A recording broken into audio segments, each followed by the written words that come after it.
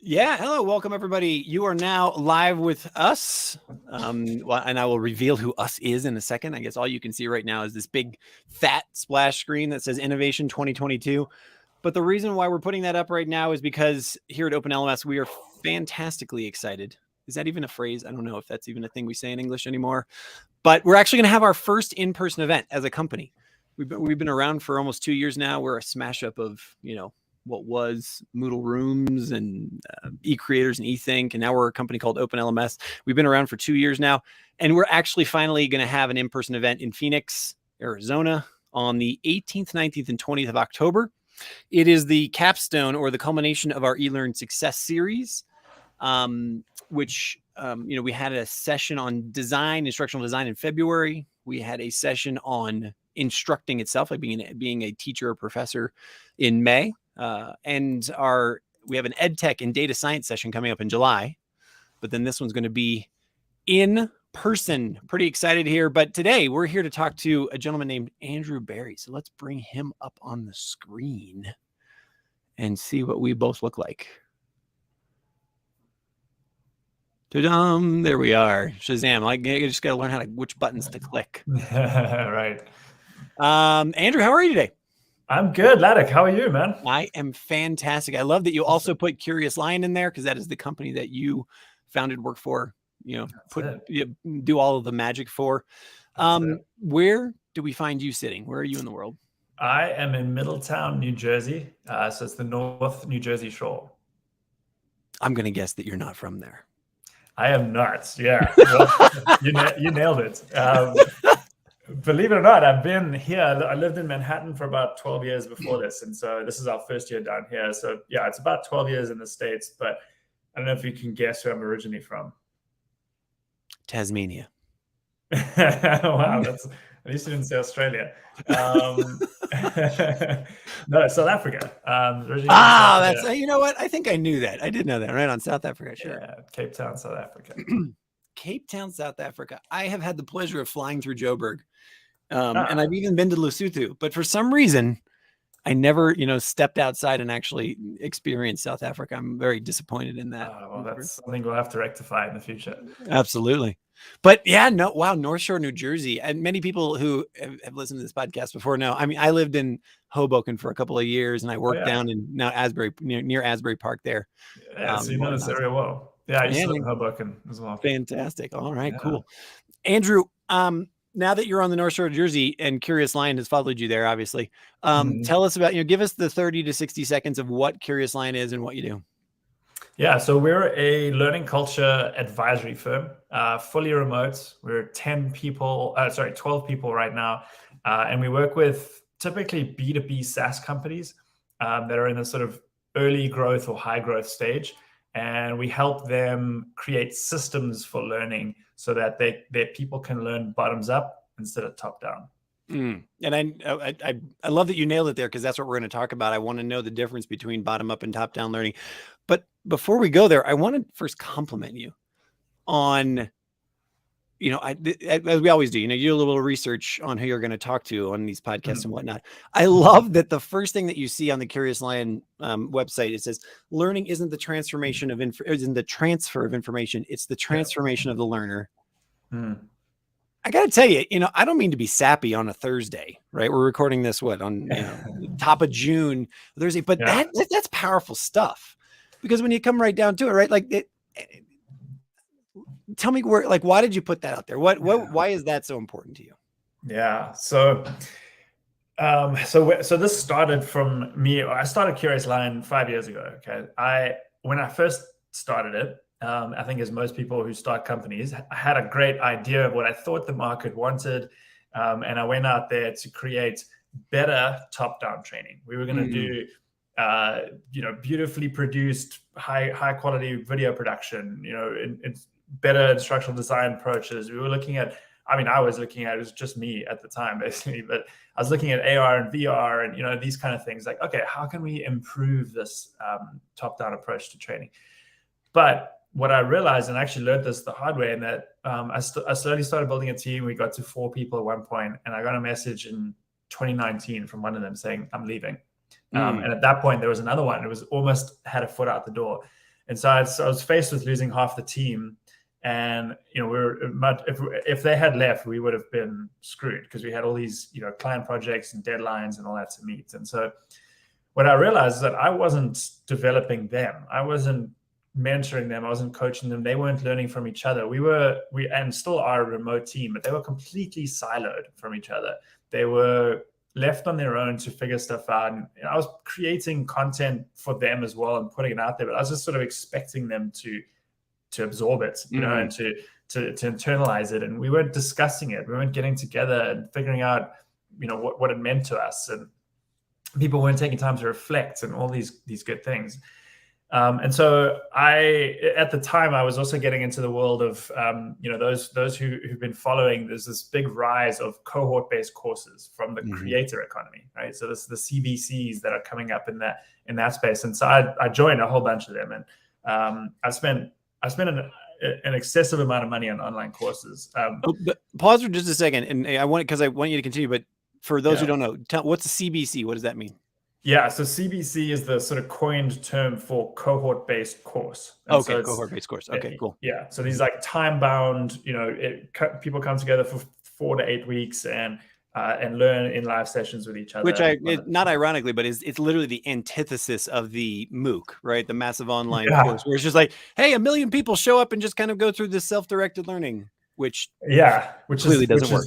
It's horrible. Exactly, which is lecture. And so that was when I started to apply, because I've been in adult education and corporate training. I was a consultant at KPMG for many years. So for I don't know, back then it was like 12 years or so.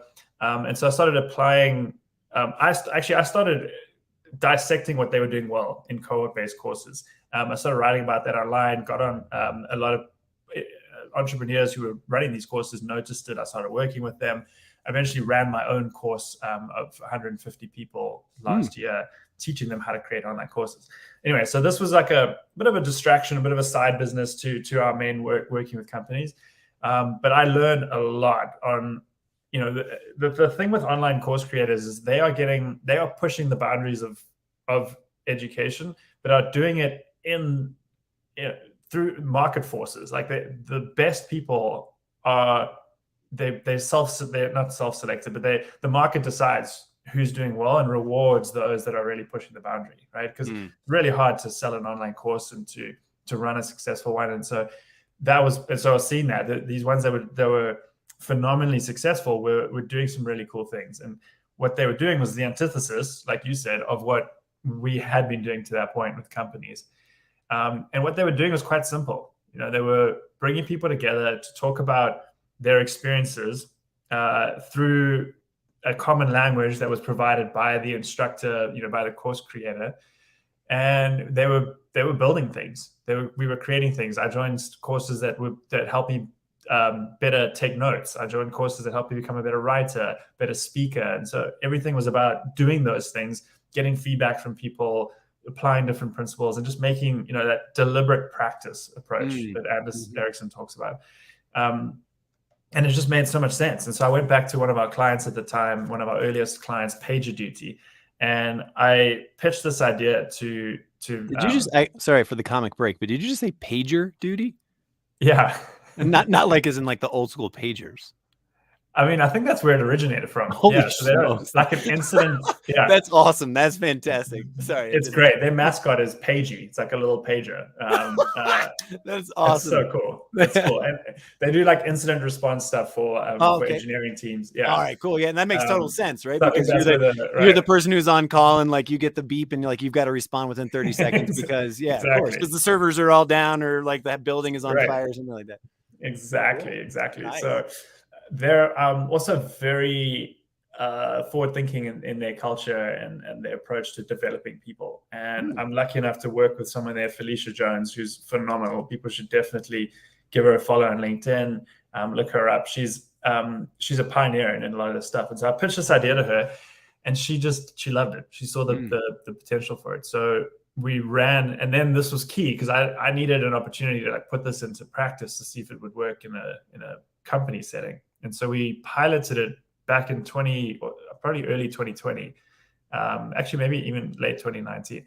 with six of their EVPs, executive vice presidents, who, exceptionally busy people, head of finance, head of HR, product, like come together. She handpicked those six, which was key to the later success of it. And we put them through a 6-week program that they met once a week. And they did 3 things. And this kind of teases out the model a bit for people. So those 3 things were, they would consume some content, asynchronously in their own time.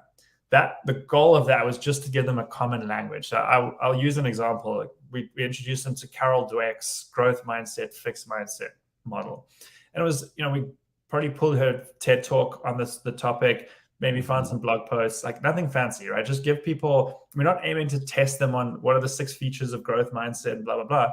It's just to give them a common language to talk about this. And what this is performance management, right? That was kind of the topic, like how to better develop and performance manage team members. So growth mindset, fixed mindset. So they consume this content, and we had a few others in there, right? To give them a common language. Then part 2, they reflect, and each person takes the time. And this is like, in corporate settings, this hardly ever happens, right? So this was a big new thing for people.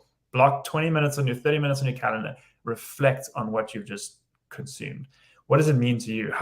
Think about someone on your team. Who's showing this mindset? Who's not? How can you have a conversation? Like those kind of things. So basically what people come out of that, step 2 is they come out with like their own case study of what they're working on, which is then incredibly powerful, because then the third piece and final piece is the live session. So instead of us having to design a scenario, Joe meets Jim and Sarah, and this is, like some kind of like made up example. They come to it with these case studies that they already have in their own team. Exactly. Right. And so that was incredibly powerful. And so the facilitation of those sessions became very straightforward. It was just get these people in a room and get them talking. And they talked like they couldn't stop. And so we did this. They would meet once a week, right? So it was like 6 weeks, and there were 3 topics. So there was that consumption, reflection, meet once a week, go and take action, and then meet and debrief that. So that was like a 2-week sprint, and we did that 3 times, and it was insane. People loved it. Like, they couldn't get enough of this experience. We set up a Slack channel for those 6 people. They still to this day meet and talk about it. They all still work at the firm, which was huge for Felicia, right? She, like, the retention was amazing. Those people have now been advocates of this in their teams. And so through this process, PagerDuty has been able to scale this approach, this cohort-based approach to learning. So that's kind of it. And that's when our business turned around for the better. And we've just, as I said, grown from 4, almost losing, 2 of them, to 12 people we are now, and still growing. I love it. So the second half, I'm going to now, first of all, beautiful story. I love the Genesis story, right? It's as someone who's a diehard entrepreneur myself, I just love hearing when, the aha moment for you, right? And how it really was serendipity, right? It was serendipity brought you there, but you were able to grab the horns and shape it into what is now your business, which is absolutely fantastic. And we're both in the learning space here. That's what we're in. Another part, I'm just going to take us back to this is your landing page. This is the front page of your website, right? You first talk about the transformational learner, but then this is the first time I've ever seen somebody say we're a learning culture advisory firm. Right. A lot of people, learning culture, we've heard that thrown around and whatnot. You've just described it in, not in specific terms in that story that you just told about when does, an EVP ever have 20 minutes to reflect or is given the runway to do that. Right. Before we go into the top down, bottom up, top down, framework and those kinds of things, talk to me about how important it is in the clients that you've worked with now or are working with, or the conversations you've had over the last 10 years. Because everyone will say, yeah, look, we invest in our people. We want people to, how much of it is it lip service? How much of it is it not? And what's the moment? Is there a factor or 2 or 3 factors that actually transforms a company from lip service to actual action? And then secondly, what different types of learning cultures are there? I know that the second one's kind of a totally different question, Yeah. but are there different kinds of learning cultures? Yeah, so good ones and bad ones. um, so that's a really good double question there. So first of all, one of the things we've realized is that you don't create a learning culture, you cultivate one, right? So there's a learning culture exists no matter what, and it's what is it?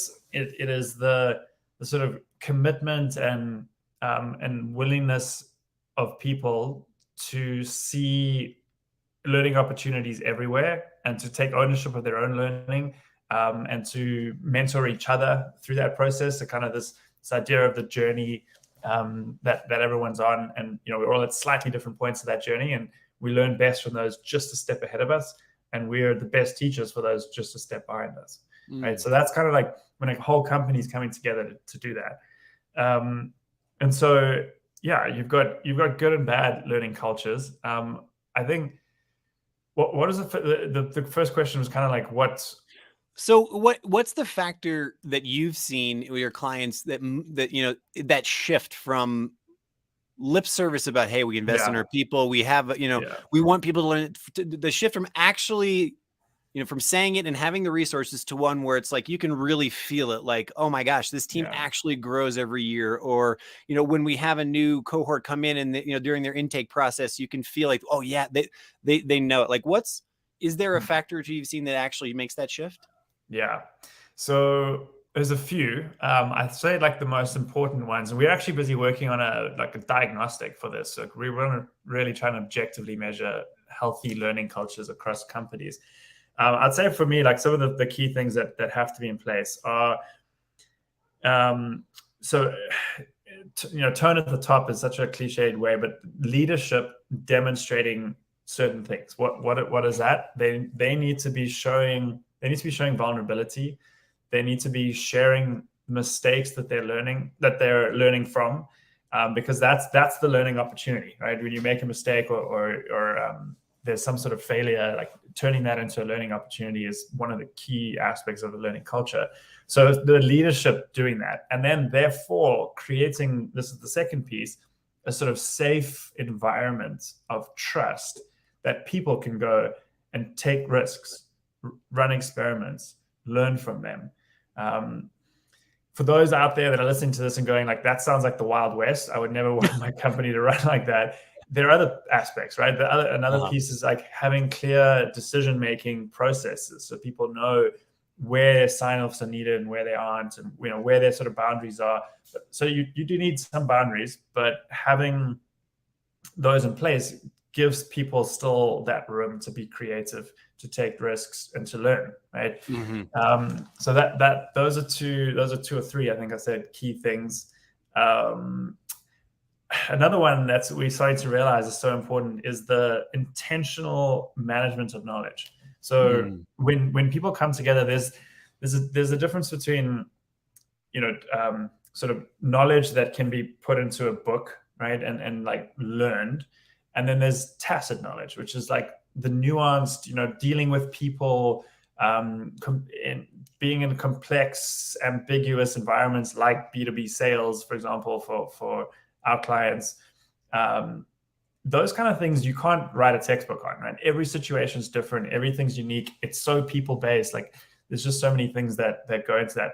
But I think a lot of people also recognize that there are, I'd say this collectively, people within a company have the answers to these questions, right? There's some people with a lot of experience, some that bring experience in from outside, others that look at things in new ways. You've got innovation. These are all like characteristics of a learning culture, right? So collectively, if people have the answers, how can we create a system that brings them together that to like surface those answers, basically? So, and that's what happened in that example I talked about at PagerDuty and in all our clients, is that when people are coming together to share these things, someone's saying, I've got this issue with this client. They're just so stuck up on this one issue. I can't get them over the line here. Invariably, someone else has had that same challenge, right? Or a similar one, and they can share what's worked or what hasn't worked in the past. And so the point I was making was around knowledge management. So how do you capture that sort of information? How are you how are you capturing it in a way that it's findable and usable by someone else the next time that issue comes up, right? Because pretty much every objection in the world has been out there. Every invention, every idea. This is like maybe a somewhat controversial opinion, but I don't think there's such a thing as an original idea. It's all been out there. It's just remixed and maybe looked at it from a different perspective, right? And so if we sort of acknowledge that and say our company of people have that knowledge already, the learning culture, our approach to learning culture is of cultivating it is how do we bring those people together to share that knowledge in a way that everyone can benefit. I'm going to endorse what you said. I think they're probably original ideas, but at the end of the day, what we find ourselves, and we're going to go deep down the rabbit hole here if we want to, but ultimately it's, human survival or human flourishing is really the only question that we're ever really answering. Right. And so if we want to get profound on why are you getting up in the morning, at the end of the day, if it's a widget that you're building that's answering some problem or, solving some problem for somebody somewhere that allows them or their business to flourish and therefore survive better and whatnot. Right. So that's actually, I mean, that's a great point. I actually want to just reinforce that and tie it back to your earlier question of like, which of those companies that are not just paying lip service, but actually doing something about it. It's capturing those, we call those, we don't just call them, but we call them shared stories. So those are specific examples, right? Stories of people in the organization doing a thing that had an impact on a customer or on the community or on whatever. It's examples of best practice of what great looks like for that role or that function. And part of our work is capturing those and creating a story bank of those, because, and then we'll we'll deliver that out through a podcast or, lots of different ways. But that is that's how you get tacit knowledge, right? When you can see the impact and you're like, I want to make that kind of a difference. And you can then sort of figure out very quickly what the person did and internalize it much better. And to your tagline, right? That's also building culture, right? Like not only internally do people start attaching themselves to the stories. I love, this is something I've spoken about many times myself, like the idea of shared experience. It's so important to us as a human animal, right? Like, this is what we relate. This is the reason why memes happen, right? It's a shared experience. Like we begin to share it. But then, gosh, when you get to a support experience, for a client or a customer, you have these stories. You can say, well, actually over at XYZ company, we did this, or actually over, here's, we did this. And then you flip it around to the sales side and they become solid gold for a sales, function as well, where it's just like, well, let me show you all of the different ways that people are happy or satisfied or problems were solved or challenges overcome or new ideas came into fruition. That's like we should start a consulting company and go sell this to somebody. I'm not sure. I mean, hey, look, I'm open to new principles. I mean, you nailed another aspect of it. Is cross-functional, right? So when the whole company is doing that, one of the ththings we do is customer mapping. So what are all the touch points a customer has with people, right? And you said like customer success is that on the one end, it's feeding back into sales on the front end and the SDRs before that. And so having that whole journey mapped out and then making sure there's consistency across people and that it's not even like, that sounded very top down again. It's more like enabling them to come together to establish consistency amongst themselves. That's what bottoms up learning is all about. I was going to say, take me there. So let's definitively answer it right now. Like juxtapose bottom up versus top down learning. And is it something that, if I'm the head of L&D or I'm the head of people or whatever, or the head of training at a company right now and listening to, is this something that I can grab myself onto? Is this a skill I can learn? Is this something that's been sitting in front of me this whole time and I just need to think about it differently? Like help us understand. I mean, or do we need to come hire Curious Lion? What do we need to do? Yeah, no, well, so a big part of what we do, and let me just start there. So I'm a big believer in creating the category and everything that we put out there and the stuff I write on LinkedIn and all that is about promoting the category. I'm not saying we are always the experts at this. I think there's lots of different ways to do this. we have a very strong point of view on it, right? And so like I think that's important that that we are advocating for this approach rather than like our approach, if that makes sense. Because I'm learning all the time, right? People interacting with me on LinkedIn, especially, it's been fantastic because I get a lot of like ideas and feedback from people of what they've done well, what, you know, so that goes back to. Well, but it's really great to hear you describe this because it's weird. I don't know why this triggered this, but it harkens back when I did my MBA, a century ago. There's this one professor who, and she was a finance professor, and I just asked her, like, so how do you think about this? You know, like, is there a strategy? You know, is there a framework? And she's just like, I have a view, and this. So I present the view, and I'm always adding to it and subtracting, but excuse me, but this is the view, and this is kind of what you're describing here, where when you come into a situation, you're like, look, I have decided, or we have decided, like, we're going to take this approach. There isn't a answer, but there's an approach here. Am I describing that correctly? That's 100%. And that's a lifelong learning mindset, right? Like and I know that our work will never be complete, or that's not the right way to say it. It'll never be done. Like we'll always be learning. Every time we work with a client, every single time will be better. We're building up, we're developing that pattern recognition, all of those kind of things that help us do this better. So there's a meta thing going on here as well, because that's the mindset we're trying to create at our clients, right, amongst people. So bottoms up, top down, right? So that approach is very bottoms up, by the way. Like me putting that stuff out on LinkedIn, I'm doing it I'm like learning out loud and doing it in a way to get feedback and see what's resonating and what other people are doing, and sort of constantly developing it. And I try and support others in by sharing my ideas. So that's kind of an essence of the bottoms up approach. Everything we've talked about. Let me just define top down for like, and if you feel free to add to this as well. But it's that like traditional training that we're all used to, right? And especially like compliance training is the worst at this, because it's just to check the box, right? So there's really no need to do anything else. But it's sage on the stage, lecture-based 60-minute webinars that are just a lecture, someone reading you a slide deck. Like, just give me the book, I'll read it. Like, I don't need someone else to read this to me, type of thing. It's that transfer of information, right, as opposed to transforming the learner. Can I get a visual? And you can, if this resonates with you, please steal it. Go for it. And this literally just popped in my head.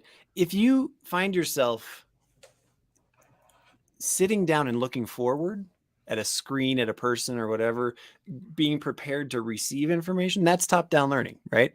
Like you're expecting it's like, you see, but if you find yourself sitting down and turning to the left or the right to talk to someone, I think that would be bottom up, right? Whereas like it's more on the peer experience. This is Cohort, right? This is exactly. Like it's more about let's discover together and let's create learning together. There's another woman that we've had on the show several other times. Her name is Michelle.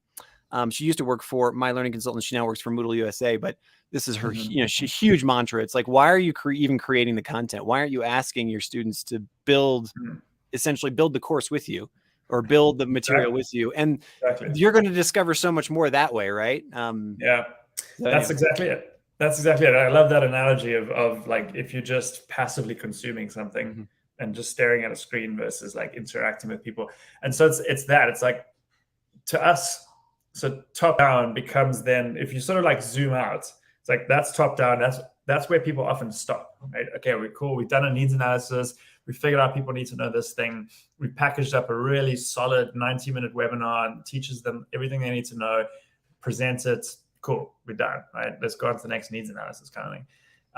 So now if you zoom out of that, saying, okay, but what if that's just one part of it? What if we then say, here's the recommended reflection, like give them prompts to reflect on that piece.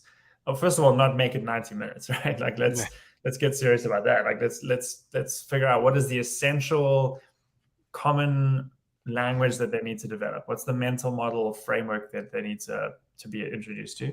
And then say, well, what should they reflect on? Give them some prompts for that, get people reflecting. And then what should they be doing to put to practice this? So thinking about that, what's some examples of that? And then sharing. So there's reflecting, doing, sharing. I talk about the circle of learning. So if you picture like doings in the middle, that's sort of actually the first step. Like, what should you do with this information? Then if you're reflecting after that, you're reflecting on not only what you just consumed, but also the doing part, right? So then the circle expands a bit more. So now you're doing and reflecting. Then sharing, to your point, looking at, people to each side of you, you're now, when our thoughts are somewhat of an echo chamber, right? Even if we write them down, writing them down helps because it forces you to clarify your thinking, but it's still just your thinking. So now you're bringing in other people, you're getting feedback, your ideas are challenged. You may realize you don't understand it fully, right? So now you have to explain it better to people. And so then sharing, so you're taking on all these other points. You're learning from people one step ahead of you as well.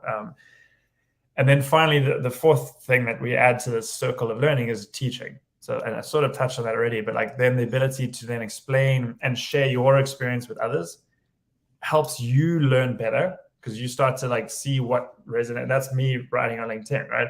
I'm teaching what I'm learning, and then I'm getting feedback, and I'm learning more, right? And then of course, now imagine everyone in the company is doing this. Everyone is doing, reflecting, sharing, and teaching. Each one teach one. Like, that company is unbeatable, right? Like it's a huge competitive advantage. So in my mind, this sounds great for the 2 to maybe 50 employees, maybe 100 employees, right? Like it even sounds like it gets a little unmanageable at 100 employees. Take me to, why does this also work in Amazon or Walmart, or even middle-sized sort of decent company like a Slack or something? Well, I guess now they're Salesforce. Is it if I'm, again, the people that we're speaking with right now, the people who are listening are either professors and teachers and trainers, or they are, they're L&D professionals. These are people who run these departments at corporations. For many of them, maybe like, how do I control that process? Do I care? Yeah. So that's a great question. It's a question of scale, right? How do you scale something like this? So there is that last part of the question I think is important. Like, there's some letting go. There's some autonomy that you have to kind of decentralize, right? That is important in this. But to answer the scaling question, the best way to do that, to kind of scale and let go of that sort of authority to control things, is through alumni mentors. So what we saw, so the PagerDuty example was great. They're over 1,000-person company now. Started with 6 people, and that particular topic, this is a certain management level track of training that they then rolled out. They took from those 6 people, because my client did such a good job of picking those 6. She kind of knew like all of them would really embrace it and want to take it further, right? But not everyone's going to do that. But you will get a bunch that really like this idea, this concept, and will be willing to lead future sessions. And it goes back to what I said earlier as well, that the facilitation part is not it's not a very onerous ask, because all you have to do is just basically bring people together, guide the conversation somewhat, and then they take over, right? The participants, the learners take over. So to scale this, it's basically, picture you run it with 6 people, say 4 of them are interested in running it again. So then that's now 4 doing 6 more. So that's 24 people, right? And now you've got, say, 10 of those who want to run it again, and you do that. So like, that's how the best way this expands, because you've got that consistency, that golden thread of people that have been there since the first one, kind of know what the spirit is, how to run it, and then sort of accept the fact that every session is going to be different. If you're giving people the exact same mental models and frameworks, it'll immediately be different from the moment they reflect, right? Because everyone's situation is different. Then when they come together for that live session to share and teach each other, it'll be different. And that's great. That's fine, because it's helping them with that specific challenge. So it's taking the general, the mental model, and applying it to the specific. And that's what you want. Because then this is the other thing I talk about. We integrating learning and work. You're learning as you're working, and people leave these meetings with like a specific idea for a meeting with a client or a performance review with someone, or like so there's very practical outcomes. What are the You know, we've already been talking for 35 minutes now. I love it. I love how the time Yeah. always flies. Yeah. And we are both serious fanboys for this. I mean, this is obviously. What are the challenges? What are the challenges? You know, like, how do people fall on their face? Where have you seen, you know, companies fail at this? Or teams fail at it where, you know, either it wasn't led properly or like, what are the factors for success, and how do you make sure that, or I guess, what are the challenges to be successful with this? Yeah. So that's a great question. There's three things off the top of my head that are important here. One is start small. So you don't want to run this for the 1,000 people population. Start with a pilot group, grow from there. Like, that is so important. A lot of people want to rush into, like, you know, you and I, we're so excited about this. Like, you just want to roll it out to your company. That is a recipe for disaster. The wheels can come off, right? Because, and this is also, like, to my point, that, you know, we call them ours, you know, that sort of whole approach I talked about, we call them cohort learning experiences, CLXs. That's our approach for doing it, but it's different in every client, right? There's certain nuances so like, you've got to kind of run a pilot, see what works for your team. Like, maybe they, you know, maybe setting up a Slack channel for people afterwards to talk through things isn't useful, you know, at that company or whatever. Like, so you have to kind of, like, make those little tweaks. So start small. The next one is have someone dedicated as a sort of course manager. So there's a lot of moving parts to this, scheduling, you know, setting up, like, the meeting rooms, making sure that the asynchronous content goes out in time, like making sure there's an easy place for people to get access to reflection questions and store them themselves, and, you know, helping to organize that whole process. So a lot of moving parts. That's key. Like, have a dedicated person to do that. And you can train someone within, like, that's also pretty key. So you don't have to hire from outside. And then the last thing is you get leadership involved. This is probably the biggest make or break for a thing like this, where, you know, the PagerDuty example, that very first one, they had their CEO show up and just talk for 5 minutes at the beginning, just talking about why, you know, talking about how much investment they put in this, why those people were so important, you know, kind of making that link clear. And what she did really well, Jen, she does this a lot publicly as well, but she's just very open about her own struggles and challenges and stuff like that. So she set the tone for that by saying, like, you know, whatever the thing was at the time, like, just being very open about those you know, those conflicts and all that she was going through. So that's key, like, leadership being involved and setting the tone for sort of vulnerability and being open to learning from mistakes. That kind of thing was so key, because then it gives everyone else permission to do that.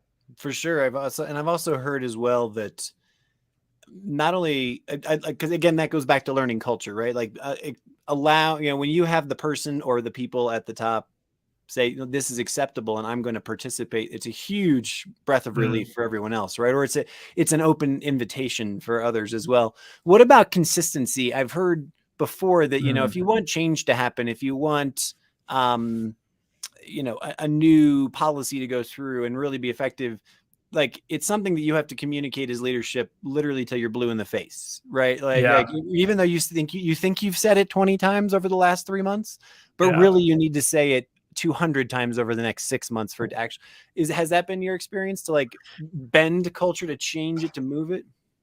100%. That's such a key point. And it's leadership doing that. So constantly demonstrating what we just talked about, talking about the importance of these programs, but also just the cadence of the programs. So running these, you know, these cohort learning experiences. So for those listening, I'm going to sort of try and, like, paint a visual picture in our minds, but think of the cohort learning experience as the sort of container for what you said, shared experiences, right? Bringing people together.